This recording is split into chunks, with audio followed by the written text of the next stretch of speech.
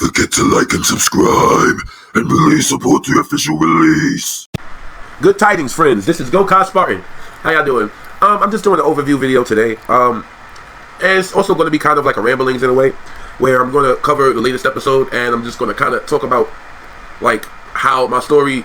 Because like I said, I've been telling this story since 2009. It just shifted and changed into something that's completely and entirely different. But I kind of want to get back to its roots and talk about the development that some of my characters in the story had over the years and stuff like that. Because the skeleton of this story is a Naruto and Kingdom Hearts crossover called Naruto: The Flawless Military that you can read on fanfiction.net. I believe it has 68 chapters. Last I checked. I know that I wrote at least 60 something chapters in there, but eventually, after a while, I stopped writing. But I never stopped developing the story. I kept on developing the characters, telling it with friends and stuff like that. I just didn't always write everything down, or I just didn't post it online. But I'm going to get through the overview, and then I'll actually get to like the origins of the story and whatnot, and where the characters were and how they are now, essentially. Alright, so basically, now in this episode, we had to tie up the green plot line, because in the Destroy All Power Rangers video, Astronomer basically went to Westeros, bodied Vagar, took Allison and Helena, trying to make them into Galactic Crash House and use Helena's gifts so they could see the futures and whatnot. What Astronomer in the Galactic Crash House essentially learned from Helena is that there's a possibility that they can basically conquer the entire multiverse, essentially. One of them. And it's mostly the sevens. The seven being Ikage and Madoko. Ikage and Madoko are attached to the hip, guys. When I'm usually saying Ikage, I'll be meaning to mention Madoko, but in my mind, they're like Bonnie and Clyde, they're inseparable. So Ikage and Madoko, Mavis, Eldritch Golden Lord, Master Xehanort, the various Power Ranger villains, Athena and Lord Draken. Various Power Ranger villains, basically the main villains. If I had to quantify which Ranger villains would fit that description, it would definitely be Rita. After 10,000 years, I'm free! Astronomer, fire the satellite lasers! Divatox, fire the torpedoes!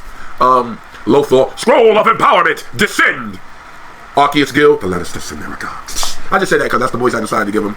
Because I ain't like the grovelly Emperor Malvo voice for Megaforce.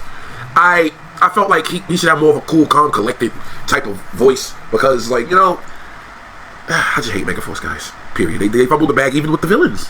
Like, everybody complains about the Rangers and the fact that Troy isn't marvelous and the fact that we didn't get what we really needed to get out of that. But for me, they fumbled the bag with the villains, bro. We didn't get no Zatsuri episode. Freaking, there was no episode where the Pink Ranger had to deal with no problems with Zatsuri. Because Zatsuri's like my favorite villain in Gokaiger, bro. Nigga murked her whole planet. He murked her whole planet and then pulled up. And then the Pink Ranger wanted it in blood. Ahim wanted it in blood. That was my favorite episode of Gokaiger. When Ahim crashed out on Zatsuri, and then she became Ghost Agents, and then they turned into the freaking SPD, and then they turned into Hunter and Blake from Ninja Storm, and then freaking Jaden and Laura Sheba. Nah, that shit was fire. But yeah, bro. Damn, I just went off on a tangent about freaking Gokaiger because I mentioned Arceus Guild. But yeah, long story short, yeah, there's a bunch of villains that are proclaimed to basically destroy the universe and rule the multiverse, essentially. And they all got their own far-reaching plans and stuff like that. They're all kind of working together, even though probably every single one of them probably has it in their mind that they might need to undermine niggas at some point. But right now, the villains are unified. The reason why the villains are unified is because, honestly, I always want to unify fronts of villains, bro. Like, villains be so fucking disorganized and shit. And that's usually why they fucking lose. So, let's patch that up a little bit. But, yeah, so they had to go and rescue her later. Now, some of the Galactic Crash Outs have been destroyed so far. Cancer's been destroyed by Kimberly, and in this video, Erudrin gets destroyed by Vaughn. Because in the previous videos, Lucky Vaughn has been training with Kasame, he's been training with Madara. Off screen, he's been being trained by other characters from the Akatsuki, other Naruto ninjas and stuff like that. He gets tutelage from certain Game of Thrones characters, like things like that. He's an observant learner. Like Vaughn, like with the Zeo Flying Power Kid, even though he never met Tommy, he knows everything about Power Rangers. Like he's very astute. So he was able to basically overpower Erudrin, especially with his Galactic Beast Battleize, because it's a Battleizer that drives you to a point where you're Berserker and saying you only have one single focus. Your focus is to eliminate the adversary, the enemy.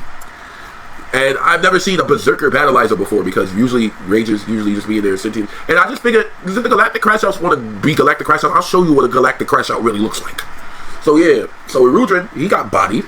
And then we get back into, so they got to disable the Quantron machine because they got a big 3D printer that just makes Quantrons. So they got to disable that. They also got to rescue Helena. And like I said, the Star Force team is stacked, because the Q Ranger team is stacked. Q Ranger has 12 Rangers. The Star Force team, I haven't even begun to count the amount of Rangers that I'm going to put on that team, because my goal is to make Star Force one of the biggest teams of Rangers, because it already is, but I want to make that team even bigger than how it is in Q Ranger. Like, we got Otto, he's like the command, like they have commander units in Star Force. Like Otto, Kasame, and Itachi would be considered commander units, where as Otto has the green, Kasame's blue, and Itachi has Show Longbows purple. I might change Itachi's because I kind of want to give him like a Black Commander thing with the Akatsuki drip on it. Let me know in the comments, because I could also, because with purple, it could be like a promotion thing where maybe I could just have another Ranger get yellow and I could give that to Thanos, because that's literally Thanos' color. And I feel like I probably developed Thanos in a way where he actually is a worthy Ranger, but he just talks, and he's just hood. So perhaps I might do that with that power set, because I feel like Itachi too special to be. Itachi needs his own special suit, bro. With Kasame, because Kasame has one. Like, I just made the blue commander for Kasame and the green one for Otto. I need to do something like that for Itachi, because yes, the purple Ranger powers, they're nice and all, but I'm gonna be honest, I just like creating my own power sets at this point, guys. Like now, like when I first started this, I was like, okay, I'm gonna use every power set under the sun, and then I'm gonna redo teams and this, that, and the third. But now that I picked up my pen again, that I'm drawing, that I'm putting, that I'm mixing and matching, I'd rather just create brand new Rangers, which I'm more than likely going to do. And there's still other teams that I still got to cover and stuff. But basically, they meet Ramsey. Rickon meets Ramsey, and if you watch Game of Thrones, you already know that Rickon was kidnapped by Ramsey. They beheaded his direwolf, and he got shot in the heart because he couldn't zigzag. And Ramsey is a petty bastard. But since Rogexio brought all of the Game of Thrones characters back to life, and when I say all of them, I mean all of them, indiscriminate, meaning she wasn't really checking for morality when she did this. So yes, Ramsey and even Roose Bolton got brought back. Now for Roose, I don't know how I'm going to develop, or if I'm even going to touch his character at all, because I kind of have Arceus Gil for that. He kind of has that voice. It's just, I don't feel like, for Roose, it's more or less, maybe I'll do something with him in the latest storyline. But the point is, I don't know what to do with Roose, to be honest. That's why I know what to do with Ramsey. Ramsey's fucking easy to write for. He's Ramsey Bolton. He's a crash out. But with Roose, he's more calculated. Like, that Red Wedding was an over-calculated scheme. If it was a more Game of Thrones-centric storyline, like if I didn't have the Kingdom Hearts or my OCs or the Naruto or any other characters here or the Power Rangers, then I could probably incorporate, I don't know, Roose, the Night's Watch, Dorn, or all of the other houses. But the roster's already stacked, so I kind of want to keep with the Game of Thrones characters. I like to keep it condensed to the Starks, the Lannisters, the Spy Masters, and the House of Dragons characters, and Daenerys, basically. When I say the Lannisters, I include the Tyrells, because just like Hikage and Madoka, they kind of attached at the hip, so yeah, the Tyrells too. But yeah, basically, but in this one, so Ramsey's petty. So now that Ramsey had to put hands on 3 Rangers, well 4, because Tintin was fighting Cartrons on screen. I should have put a scene where he was fighting Tintin, but it's all good. Well, the point is, Ramsey's going to be petty. Now he wants to come, because he's going to undermine all the Rangers now. All of the ones that he literally just seen. So he might do something to Luisa, the Magical family. He might try to aim for he's definitely coming for Sansa. But that's going to be interesting, because will Ramsey even win that fight? Because Sansa's not a defenseless little maiden anymore. No, she is a Power Ranger. Her and plus Arya there too. Yeah, Arya's there too. But yeah, the point is, so is Ramsey, he could come from Winterfell if he wants, but every single living Stark is alive. Go ahead, try. And they all got powers. Like, I haven't like drawn Ned or Catelyn's forms yet, but best believe they have Ranger forms. You see Ned piloting the Megazord in episode 7. But yeah, so Ramsey can try his best if you want with that. And when it comes to, like, let's see, who else was there? Thanos. All right, with Squid Games, like, we don't know what Thanos friends he had outside of the Squid Games. Like, yeah, there was Nam Gao and there's Ming Su and there's Sumi, but those were just his teammates in the Squid Games. Prior to that, he didn't know any of these people. So with Thanos, I figure, well, considering Rogexio brought back all the Squid Games contenders as well, I could build a history of them knowing each other after the fact. So maybe, so maybe he can fuck with one of those people, probably Ming Su or Sumi, and then Nam Gao will probably hit him up or something about it. In Shattered Grid Redux, Thanos, Nam Gao, and Naragi are all on Ranger Sentries, along with Stick Mina, a pimp named Slickback, Cristal likes the champagne, and Uncle Ruckus.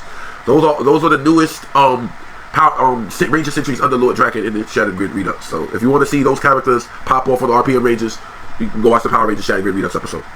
But basically, now that was going on with Ramsey. Now Otto and Alicent, this was personal for me, because honestly, I didn't like how Alicent was done in House of Dragons, bro.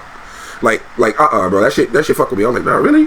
And then she became like a shit mom and shit like that, and like her sons became crash outs, and like freaking Aegon was out here gooning out the window, and people were looking at him being a goon, and Aemon literally burnt cities to the ground because, you know, he lost, and Rhaenyra had more dragons than him and stuff, so he burnt the entire freaking Riverlands. If you read the books, he burnt the entire freaking Riverlands. But this storyline is different, because they're all dead, and they were all dead essentially. Everybody got brought back, but essentially now that things are different, because Rogexio kind of made it so the Game of Thrones characters got like a clean slate for whatever crimes they did, whatever.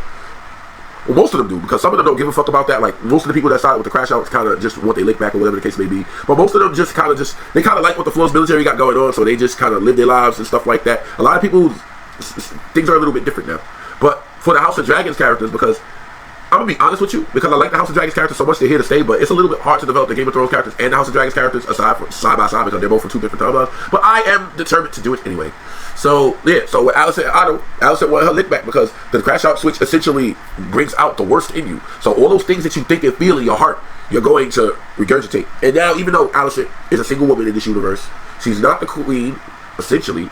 I mean, I guess she would be like, you know, she'd be important with the High Towers and, like I said, interchangeable thrones. So I guess she could kind of sit the Targaryens if she wanted to. But the point is, the freaking Darkheart and Astronomer got to her long before any of that. So now she's basically bringing it all back in Otto's face what happened to her. And she's looking at her children and she's just like, I should have never carried any of you. Because now this switch got her thinking, like, her life is just fucked, and she's just obediently loyal to Astronomer, because that's how the switch has got it. The reason why we have so many evil characters is because when Mavis looked at the timelines, and most of the times when people turn good, Mavis wants to find a way to make people permanently fucking evil. And inadvertently, the rest of the crash outs kind of do that too. That's why the crash out switches are there. There's going to be ways for certain characters to become good, but some characters are just going to be a lost cause. But basically, Astronomer had to pull back because the Quantrons just got destroyed. She didn't expect the Region to get bodied that easily. She thought Region had it. She's like, okay, he's on the battlefield. It's one Red Ranger. There's no way he's going to lose. I've seen you niggas wipe out entire freaking teams and platoons of Power Rangers. I mean, yes, he had Athena and Vexicus with him, but that doesn't matter. He should still be able to. Wait, did this nigga just go on the ground? Did he just pull a Kakashi? Why is the ghost of Littlefinger behind him? Wait, is that Samehada? Oh no, he's using all the trait. Oh, he's just as busted as his mother. Wait, is that his mother? Oh no, is that Madara? Oh yeah, it's Clip. Yeah, if this goes on any longer, yeah, they'll probably find a way to purify Alicent and beat the crap out of Ramsay. Yeah, I'm gonna call them back. Yeah, I need to regroup. I'm not gonna lose. I worked really hard trying to conquer the Game of Thrones world. I'm not gonna fucking lose my henchmen to these Star Force Rangers. Not here, not now. Fuck that. Yo, go back. Alicent's pissed because she wants to lick back against her entire family. But no. I'm Astronomer, and Astronomer. I just find it funny. For me specifically, with Astronomer and the Psycho Ranger dynamic, because throughout Power Rangers in space, the Psycho Rangers almost killed these Rangers multiple times. If Dark Spectre didn't have stomach aches, and Astronomer wasn't so conservative about how she used the Psycho Rangers, there would be no more Space Rangers. The galaxy would be filled with darkness. Evil would have won, because there would have been nobody in the Shadow Zonar's energy tube. Andros would have been going. All of them would have been going. And Zane, eventually, he would have been picked off as well. But, you know, we don't write for the villains. We write for the good guys to win. I write for both. I want to see the heroes and the villains win. I want to see the villains win, then I want to see the heroes win. Then I want to see the villains win. I want to see the heroes. It's an endless cycle with me, my nigga. So I like both. But the point is, it was just, for me with Astronomer, it's just interesting that every time the Psycho Rangers is about to do something crazy, Astronomer's like, hey, I can come back. And that's just, in my opinion, that's just a part of her character. Because I done see her do this like 3-4 times. It took so much so that the Psycho Rangers were talking shit about her. The Psycho Rangers, I can't stand Astronomer. How dare she? I want to kill the Red Ranger. Me too. The Blue Ranger was under my command. I was about to choke this nigga. I had him on the floor. I pulled a John Cena. I told him he can't see me. I did a frog smash on him. I RKO'd him. I did everything. I had the Black Ranger on the ropes. That useless, worthless coward who wants to discard the power. I will discard him to the afterlife. The Pink Ranger was about to be singing to Hades. The Yellow Ranger was about to be destroyed. But it was Astronomer. She's the one who did this to us. That's it. I just wanted to do all the Psycho Rangers. I was just trying my best to remember how different they sound. But they all sound kind of similar. But Red kind of has like I feel like Blue has a higher pitch and Red has like a little lower pitch. So, like, I try to study voices. Damn, I'm a little sick. But yeah, I try to like study like the pitches and inflections of how these characters talk. So when I actually do these voices, I try to sound as accurate as possible. But yeah, that was an interesting dynamic with Astronomer more or less, where she just always calls back to Psycho Rangers. And then Erusian comes and, you know, it's the Megazord fight. The Megazord's gonna win. Unless it's that one episode where the Megazord doesn't win and the Zords get destroyed and they gotta find a way to get either new Zords or repair their old Zords or something like that. Or maybe it's just the evil general and he just wins that fight and the Megazord just can't win. It happens, but 90% of the time when we get in the big robot, whatever ugly creatures in front of us is getting blown up. Not to mention it's even far worse with the Starfall Ranger because we don't even just have Megazord. We have dragons! Fucking Vagar with armor on and shit. Blow it, bro. Because in my mind, I'm like, alright, if the House of Dragons characters had access to modern technology and they were Power Rangers, why wouldn't the dragons have armor too? The dragons should still be a part of their arsenal, bro. Yes, Aemon still has the Silver Serpent powers. Ooh, I forgot that serpentine, because Naga could freeze people. Aemon should be able to do it. In fact, with Aemon, he should be able to take out his eye patch, and then there should be like a serpentine eye, like blue, like just kind of like his sapphire eye, and then he can do the same shit that Naga could do. I'm gonna develop that at some point. But yeah, more or less, yeah, the Targaryen should have access to the dragons because Rihanna brought back Vagar when they went to go see her. So he has access to Vagar, and Aegon would have Sunfire. It's just like a House of Dragons. You barely see that nigga with his dragon, so I barely have the dragon show up for Aegon. But with Aemon and Vagar were attached to the hip, so I have to put Vagar there. But with Sunfire, don't get it twisted. I will be putting Sunfire in here, but I just haven't done it yet. Ooh, and Moon Dancer, Helena also has a dragon as well. All three of these niggas got dragons. So what's the end of the episode? Master Xehanort had a conversation with young Xehanort, Terranort, and Xemnas about why the hell y'all niggas ain't working for me no more. Y'all want to work with this goddess who's basically wants to be the mother of the universe, and y'all just okay with that? Xemnas, what's good with you? She beat your ass. Xemnas is like, I'm going to reflect on Xemnas specifically because I just released a video for Master Xehanort's opinions on the matter. Like, it's just a solo one where he's just going to make his own, because I made different variants of Master Xehanort because in Kingdom Hearts 3, I wanted to fight new Xehanorts that weren't in any of the games. Some of those hooded niggas that we seen at the end of Dream Drop, I was hoping it would be new characters that I've never seen before. Maybe one would be female, maybe one would be emo, maybe one would be some Aki nigga. We ain't get none of that. We got all of the same characters that we fought in all of the other games. Since my story is different and the Organization 13 is split because most of them are Flaw's military, a couple of them are the Harbingers, I could play with this. I could fill out new ranks with new characters because Master Xehanort never separated his own hearts and just made a Heartless and Nobody of himself rather than just doing it with Terra. Maybe I would think that he wouldn't be able to do it in the Kingdom Hearts storyline due to the fact that he would have limited resources and it would probably kill him. He probably wouldn't be able to come back. That's why he wanted Terra to be the vessel. But the Harbingers of Doom got Kyber. Kyber is basically the Dexter and Beatrice for the Harbingers of Doom. So, and plus they got Golden Lord. Like, he can literally, Golden Lord brings people back to life with Yu-Gi-Oh cards. So, if Master Xehanort were to have an untimely end because of this Heartless and Nobody venture, boop, Monster Reborn, I'm right back. I'm right back with a new lifespan, essentially. So, yeah, so that's what Master Xehanort essentially plans on doing because all three of the Xehanorts, they all don't want nothing to do with Master Xehanort anymore. Xemnas, alright, because I'm going to get into details with Xemnas because, like I said, this is going to be a long video because the second part of this video is going to be me basically talking about my story. It's probably going to be an hour long, to be honest with you. I don't know. But basically, with Xemnas, he kind of remembers, everything that happened in Kingdom Hearts and how things went with the organization and stuff like that. And at the end of Kingdom Hearts 3, he felt lonely and he kind of regretted all of his actions. And since Rogexio's kind of a different boss, it's kind of putting a different directive for them. He kind of just, Xemnas just decided to fall back. He actually has this thing where he likes animals now, where he's like this humanitarian, he takes care of animals and stuff. And I didn't put it in this story, but prior to me putting this on YouTube, he was supposed to be paired with Rogexio's sister Rihanna. Like, they were supposed to be a thing, they were supposed to be a couple, then they were supposed to break up, because, like, they were supposed to have different views on animals, where Rihanna was supposed to have more of a freedom, where she wants animals to be free, and Xemnas kind of likes having them in, like, a cage. Just like, he likes taking care of them, but it's just like, one wants to be older, one wants to be free. That was the dynamic they were supposed to have. I might develop that more. Not entirely sure. Like I said. So, that's what Xemnas, basically. And not only that, he kind of just likes not having all that authority over him. So, like, having it split between the rest of them kind of makes it, although sometimes it pisses him off because he can't fully go guns blazing like he used to. Like, now he has to get approval from fucking Beatrice before he can do something stupid like make a plan to turn everybody's into nobodies. Like, all that grandiose Kingdom Hearts manipulate everybody into doing what I need them to do so we can get all that shit's dead now. So, more or less, it's just like, he just gotta move differently. Young Xehanort just doesn't want to become Master Xehanort because he considers himself a failure. He considers himself a failure. Like, what was the point of him even doing all that? Not only that, he really, really, really likes Pokemon. Like, that's the real reason Young Xehanort signed with Rogexio. Young Xehanort spent 1 week in the Pokemon world, and he was like, "Yeah, I'm not giving this up. I'm sorry. I'm sorry. I'm not giving this up." Rogexio, we're gonna have to find a way to untether me so I don't become that nigga. And Terranort, being that he is a new creation between a fusion of Terra and Xehanort, and Rogexio gives him the freedom to kind of gives him that third option where you don't have to be Terra, you don't have to be Xehanort, you can just be a completely new person. Terranort kind of wants to take that option.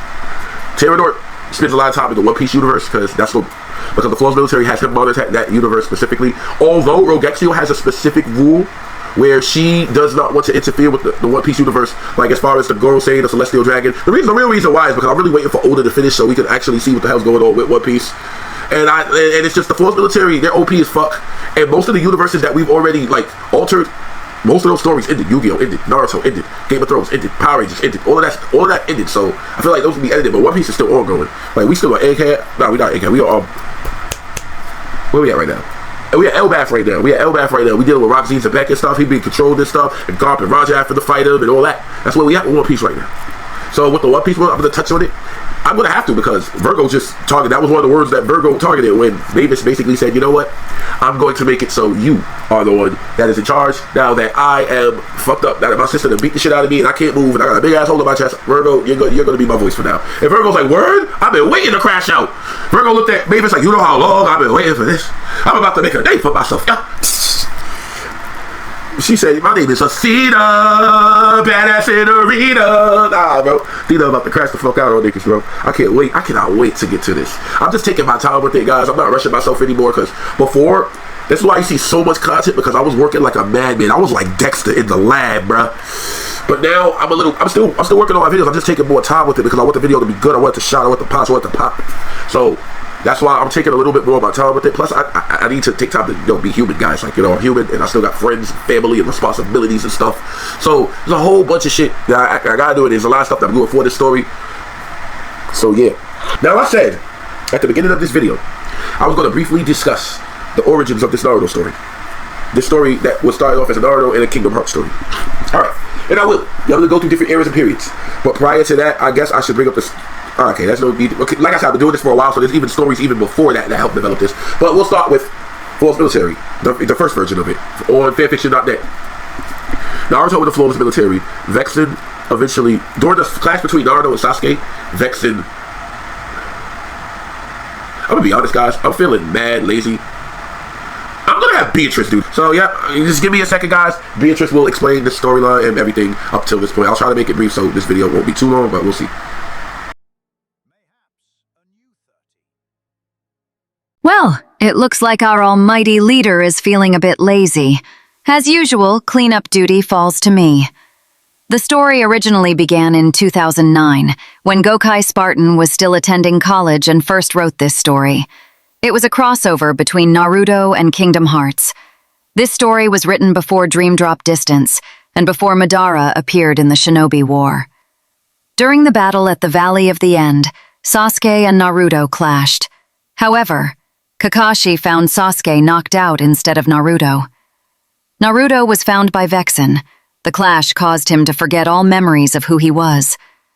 Organization 13 experimented on Naruto, discovering an alternate source for Kingdom Hearts, chakra. They sent members to the Shinobi world to destroy ninjas and extract their chakra into the sky. Lexius, Marluxia, Larxene, and Demyx were bested in combat. Axel, Xion, Roxas, and Saix left the organization. The organization needed new nobodies to fill its ranks. 5 new nobodies were created. Rogexiel, the magnetic temptress. Before her divine origins, she was simply a regular member like everyone else.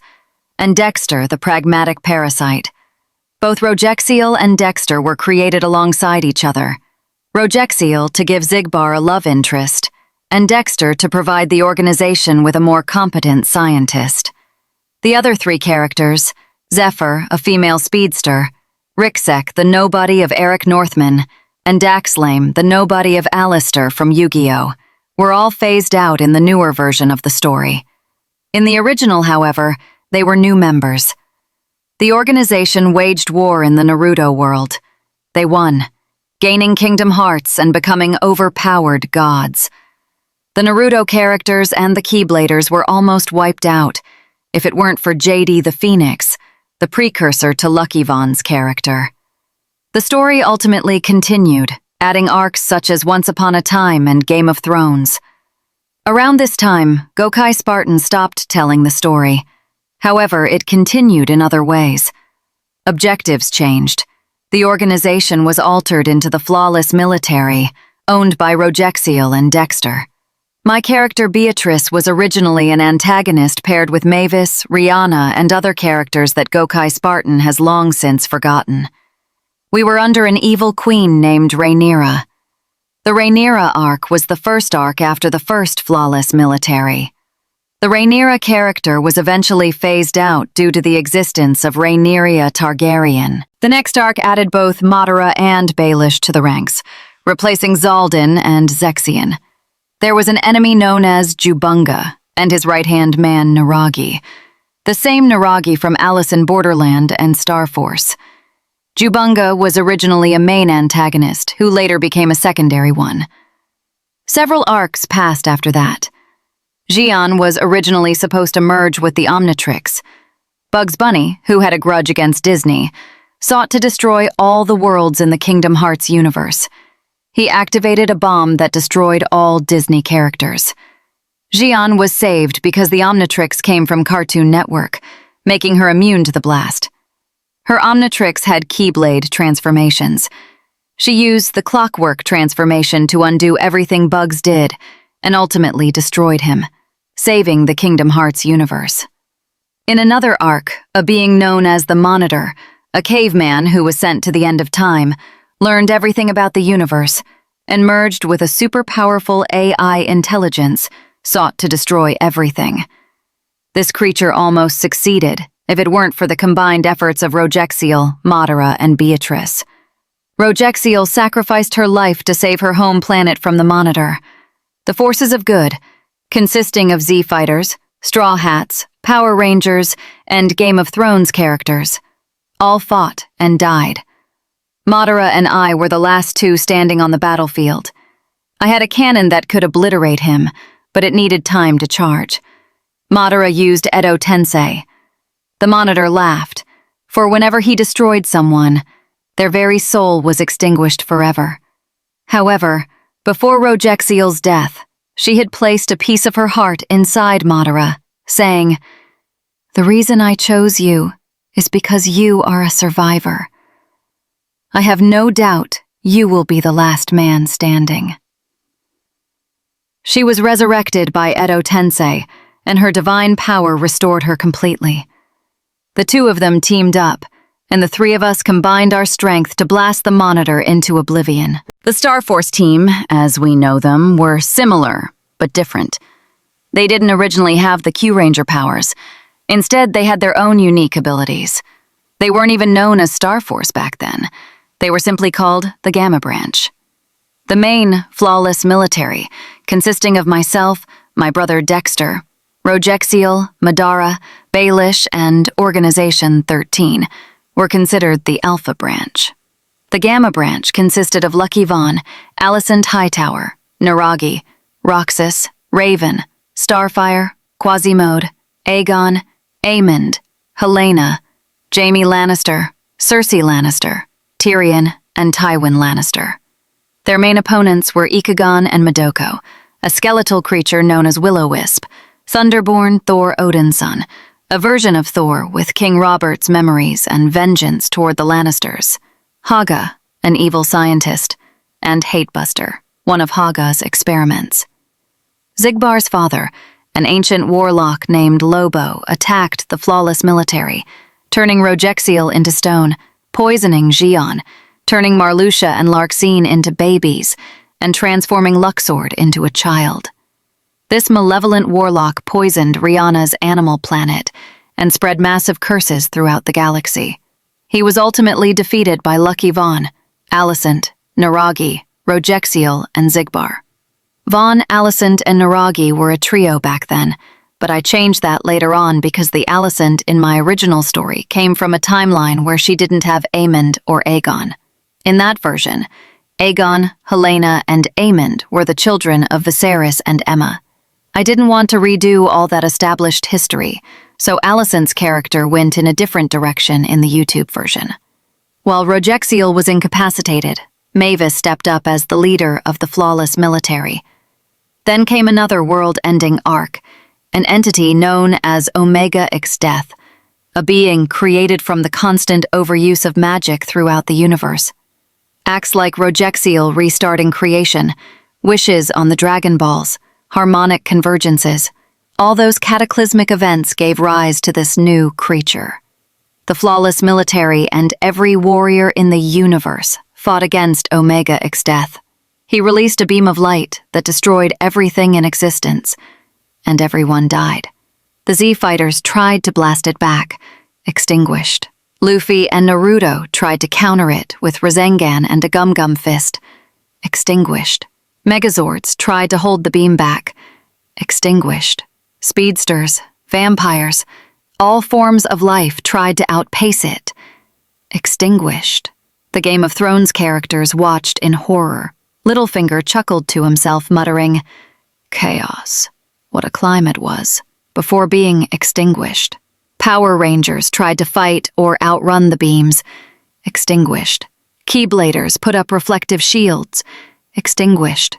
Duelists, Pokemon, Shinobi, pirates, Digimon, Shinigami, even the dead fought against this creature. extinguished. Lobo fought X-Death directly. He was ripped apart by the creature, but not completely extinguished.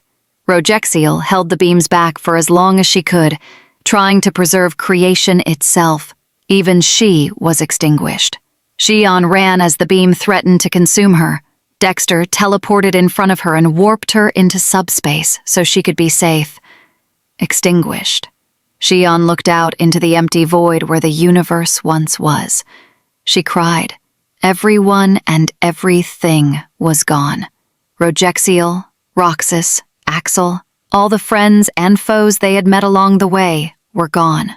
She wept until she heard laughter, the laughter of Lobo, who still existed. The beams had never touched him. Lobo, the flawless military's greatest enemy, gave Xehanort the strength to begin searching for the fragments of those who were lost. That was the last arc I left off on before beginning my YouTube journey. As you can see, there have been a lot of changes. Some characters are no longer with us, or perhaps they will appear again in the future. But yeah, that's just basically a rough estimate of my stories, coming up with them as much as I could remember now. I actually need to sit down and write most of this down. I did write a good chunk of it down. It's just that I don't know what happened to those files. It's been a while.